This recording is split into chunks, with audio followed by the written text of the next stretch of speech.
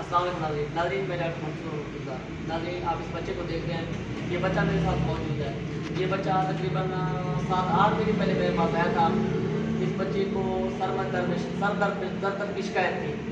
अब जब नज़र चेक किए तो उसकी नज़र काफ़ी हद तक कमज़ोर थी। जब नज़र ऐनक लगाया तो इसका मसला हल हो गया।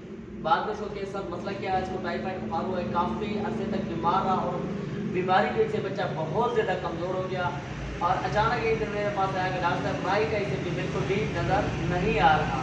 जब मैंने चेक की तो इसके पर्दे बहुत कमज़ोर हो गए थे। उसके बाद ये नौजवान का इलाज स्टार्ट किया। अब कुछ हफ्ते के बाद दोबारा ये जब चेक करना है तो अल्हम्दुलिल्लाह अब इसकी नज़र काफ़ी हद तक बेहतर हो चुकी है, राइट आई की अल्हम्दुलिल्लाह।